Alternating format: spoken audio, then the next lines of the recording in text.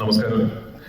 ഏത് സിനിമ ചെയ്യുമ്പോഴും ആഗ്രഹിക്കുന്ന ഇതുപോലൊരു ദിവസം ഉണ്ടാകണേ എന്നാണ്. ഒരു വലിയ വിജയമായി തീർന്ന് ആ വിജയം ആ സിനിമയിൽ നമ്മളോടൊപ്പം പ്രവർത്തിച്ച ആൾക്കാരുമായി ആഘോഷിക്കാൻ ഒരു അവസരം ഉണ്ടാകണേ എന്നുള്ള പ്രാർത്ഥനയാണ്. അപ്പൊ ആ പ്രാർത്ഥന ഈശ്വരൻ കേട്ട ഒരു സിനിമയാണ് ഗുരുവായൂരമ്പലനടയിൽ എന്നതിൽ ഒരുപാട് സന്തോഷം, അഭിമാനം. വിപിൻ ദാസ് എന്ന സംവിധായകനിൽ നിന്നും അസിസ്റ്റൻസ് എല്ലാവരും ആദ്യം പഠിക്കേണ്ടത് സിനിമ എടുക്കാനല്ല, എങ്ങനെ ഡേറ്റ് വാങ്ങിക്കണം എന്നാണ്. കാരണം ഈ പ്രോജക്റ്റുമായിട്ട് വിപിൻ എന്നെ അപ്രോച്ച് ചെയ്യുന്ന വേറൊരു കഥയാണ്. മറ്റൊരു പ്രോജക്റ്റാണ് ആദ്യം നമ്മൾ ഡിസ്കസ് ചെയ്യുന്നത്. അപ്പൊ അന്ന് ഞാൻ വിപിൻ ഉടനെ എങ്ങും എനിക്ക് സമയം ഉണ്ടാവില്ല, കാരണം ഇങ്ങനെ എന്റെ 1-2 ആക്ടിങ് കമ്മിറ്റ്മെന്റ്സും ഒരു സിനിമ സംവിധാനം ചെയ്യുന്നുണ്ട്. ഓഹോ അതെ അല്ലേ, ശരി എന്ന് പറഞ്ഞിട്ട് അങ്ങനെ പിന്നെ കറങ്ങിത്തിരിഞ്ഞ് മറ്റൊരു കഥയുമായിട്ട് വന്ന് അത് 2 ഹീറോസ് ഉണ്ട്, അപ്പൊ പൃഥ്വിരാജിന്റെ കുറച്ച് ദിവസങ്ങൾ മതി എന്നൊക്കെ പറഞ്ഞ് ഞാൻ മണാലിയിൽ ഒരു ഹിന്ദി സിനിമ ഷൂട്ട് ചെയ്തുകൊണ്ടിരിക്കുമ്പോൾ സാരഥിയും വിപിനും മുകേഷ് സാറും കൂടെ അവിടെ വന്ന് ഒരു ദിവസം വൈകുന്നേരം സംസാരിച്ച് അടുത്ത ദിവസം രാവിലെ ആയപ്പോൾ ഡേറ്റ് ഞാൻ കൊടുത്തു. അപ്പൊ എനിക്ക് എങ്ങനെയാണ് സംഭവിച്ചത് എനിക്ക് ഇപ്പോഴും അറിയില്ല. അത് ഞാനും വിപിന്റെ നിന്ന് പഠിക്കേണ്ട കാര്യമാണ്. അങ്ങനെ ഈ സിനിമ സംഭവിക്കുന്നു, സിനിമ ഒരു വലിയ വിജയമാകുന്നു.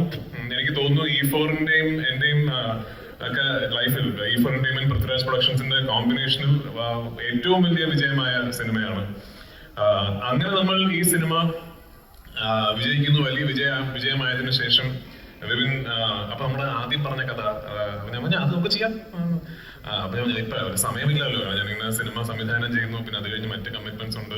ഞാൻ സിനിമ കമ്മിറ്റിയിലുള്ള ഡയറക്ടേഴ്സ് ഇവിടെ തന്നെ ഇരിക്കുന്നുണ്ട്. അപ്പൊ എനിക്ക് മറ്റ് അതെയല്ലേ, ഓക്കെ എന്തൊക്കെയോ പറയുന്നു. കുറച്ച് കഴിഞ്ഞ് എങ്ങനെയോ ഡേറ്റ് ശരിയാവുന്നു. ഇതെങ്ങനെ എന്നുള്ളതാണ് എനിക്ക് ആദ്യം പഠിക്കേണ്ടത് വിപിന്റെ കയ്യിൽ നിന്നും. പിന്നെ അദ്ദേഹം വളരെ മനോഹരമായ ഒരു ഫിൽം മേക്കറാണ്. എനിക്ക് തോന്നുന്നു ഇപ്പൊ മലയാളത്തില് അങ്ങനെ ഒരുപാട് പേരെ നമുക്ക് എടുത്ത് പറയാൻ പറ്റില്ല ഈ ജോണർ ക്രാക്ക് ചെയ്തിട്ടുള്ള ഫിൽം മേക്കേഴ്സ്. എനിക്കൊന്ന് മറ്റൊരാൾ ബേസിലായിരിക്കും. പിന്നെ ബേസിൽ ഇപ്പോ സംവിധാനത്തിനേക്കാൾ കുറച്ചുകൂടെ ഫീസിബിൾ അഭിനയമാണെന്നുള്ള തിരിച്ചറിവ് വന്നതിന് ശേഷം അദ്ദേഹത്തിന്റെ അടുത്ത സംവിധാന സംരംഭം എപ്പോഴാണെന്നുള്ളതിനെ കുറിച്ച് ആർക്കും ഒരു വ്യക്തതയില്ല. എന്നിരുന്നാലും താങ്ക് യു വിപിൻ, ആനന്ദൻ എന്ന കഥാപാത്രം എന്നിൽ കണ്ടതിന്.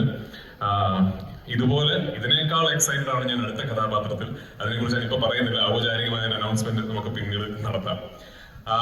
മുകേഷ് സർ, സാരഥി, E4. ഞാൻ ആദ്യം നമ്മൾ ഒരുമിച്ചൊരു സിനിമ ചെയ്യുന്നത് എസ്ര എന്ന് പറയുന്ന സിനിമയാണ്.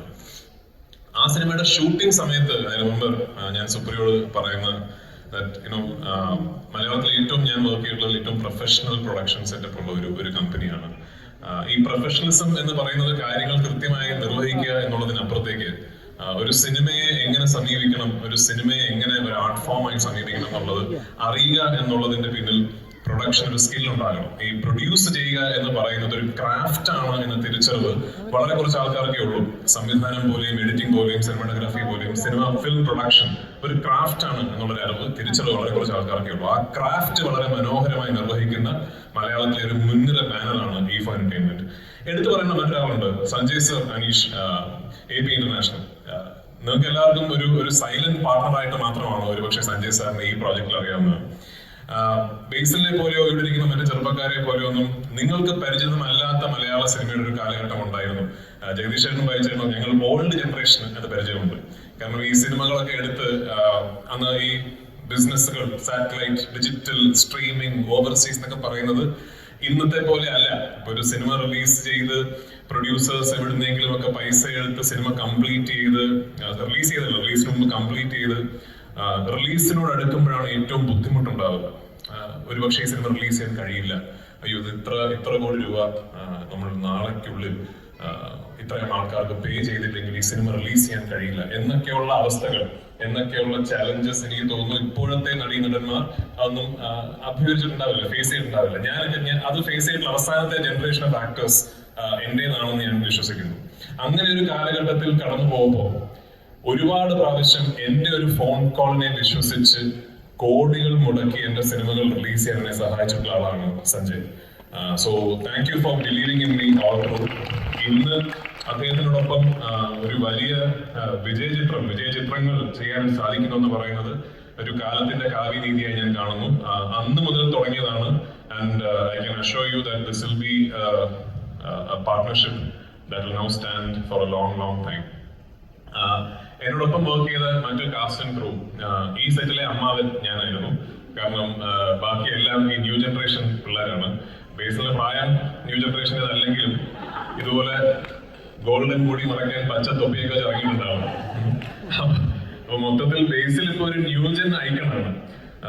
എനിക്ക് തോന്നി ബേസിൽ, ടൊവിനോ ഇവന്മാരൊക്കെ കൂടെയാണ് എന്നെയൊക്കെ അമ്മാവനാക്കുന്നതിന്റെ പിന്നിലെ പ്രധാനികൾ.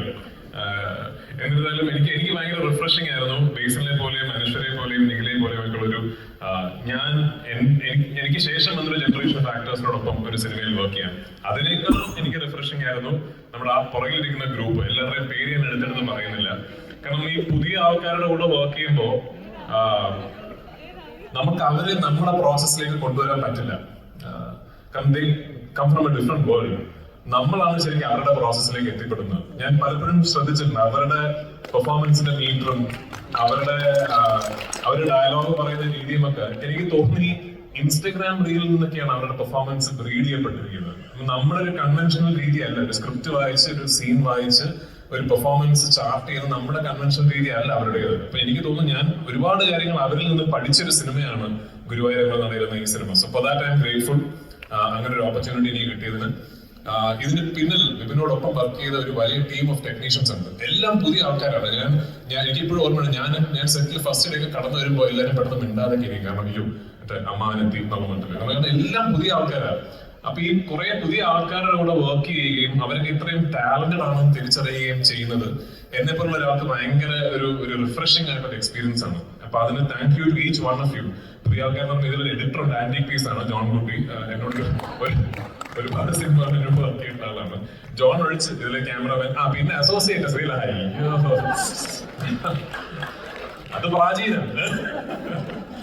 ശ്രീലാലൊക്കെ മൊയ്തീൻ ടൈമിലൊക്കെ നമ്മുടെ അസോസിയേറ്റ് ആണ്.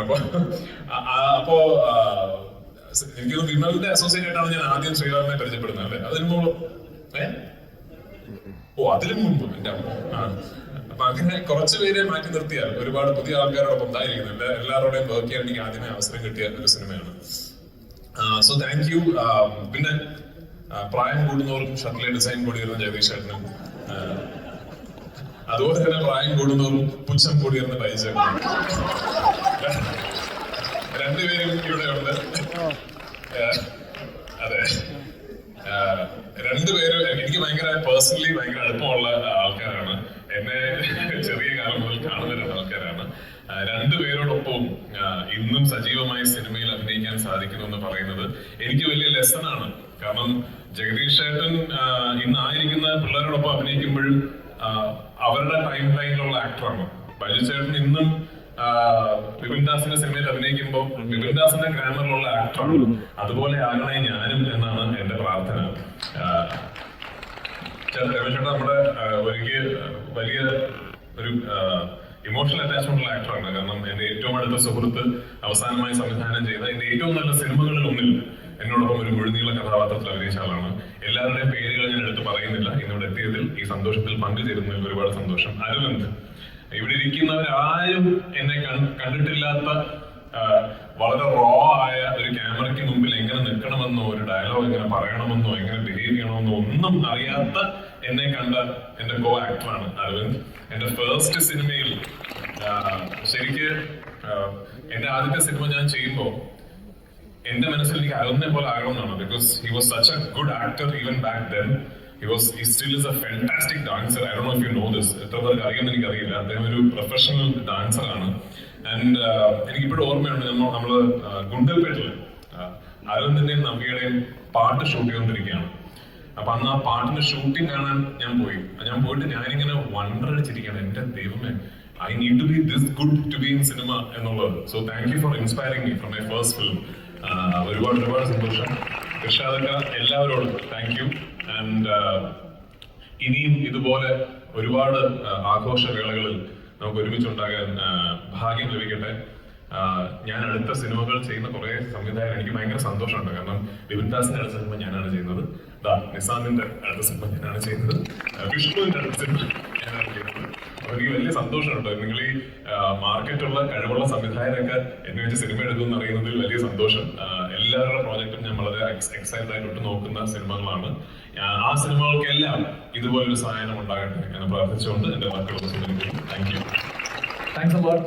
രാജേട്ടൻ, ഒറ്റ കാര്യം, ഒരൊറ്റ ഡൗട്ട് ഉണ്ട്. അതായത് നമ്മൾ ഈ മൂവിയുടെ പ്രൊമോഷൻ തൊട്ട് റിലീസ് ടൈമിലാണെങ്കിലും അത് കഴിഞ്ഞിട്ടാണെങ്കിലും നിങ്ങൾ തമ്മിൽ കാണുന്ന ഒരു കെമിസ്ട്രി ഉണ്ട്. അതായത് വേറെ ഒരു മൂവിയുടെ ആ ഒരു വേളകളിൽ നമ്മൾ കണ്ടിട്ടില്ലാത്തൊരു സന്തോഷം, അങ്ങോട്ടും ഇങ്ങോട്ടും കൗണ്ടറൊക്കെ അടിച്ച് എല്ലാവരും അങ്ങോട്ടും ഇങ്ങോട്ടൊക്കെ കളിയാക്കി കാണുന്ന ഒരു ഡിഫറെന്റ് ടീമിനെ നമ്മൾ ഈ ഒരു മൂവിയിൽ പല സ്ക്രീനിലായിട്ടും പല ഇന്റർവ്യൂസിലായിട്ടും കണ്ടു. എന്താണ് അതിന്റെ പിറകിലുള്ള റീസൺ? സത്യസന്ധമായിട്ട് പറയുകയാണെങ്കിൽ ഇതിനു മുമ്പ് ഞാൻ പറഞ്ഞിട്ടുള്ളതാണ്. ആക്ച്വലി സിനിമയുടെ സ്വഭാവമാണ് സിനിമയുടെ ഒരു മേക്കിംഗ് പ്രോസസ്സിനെയും സിനിമയുടെ വിജയാഘോഷങ്ങളെയും ഓഫ് സ്ക്രീൻ ഇന്ററാക്ഷൻസിനെയും ഒക്കെ വലിയ രീതിയിൽ സ്വാധീനിക്കുന്നത്. അല്ലെങ്കിൽ ഇവരെ പോലെയുള്ള ആയിരിക്കണം. പണ്ടൊക്കെ ഒരു നമ്മൾ ചെയ്യുന്ന സിനിമയും അല്ലെങ്കിൽ എടുക്കുന്ന ഷോട്ടും തൊട്ടപ്പുറത്ത് കസേരയിൽ ഇരുന്ന് സംസാരിക്കുന്ന തമ്മിൽ യാതൊരു ബന്ധവും ഉണ്ടാകാറില്ല.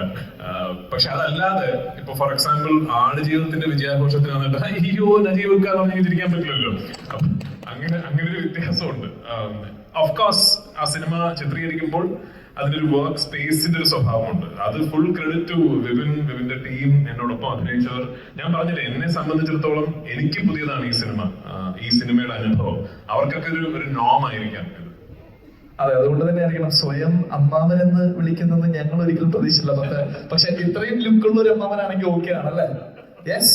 So thank you. Thanks a lot for joining Akhil Gudi. Let's give a big round of applause.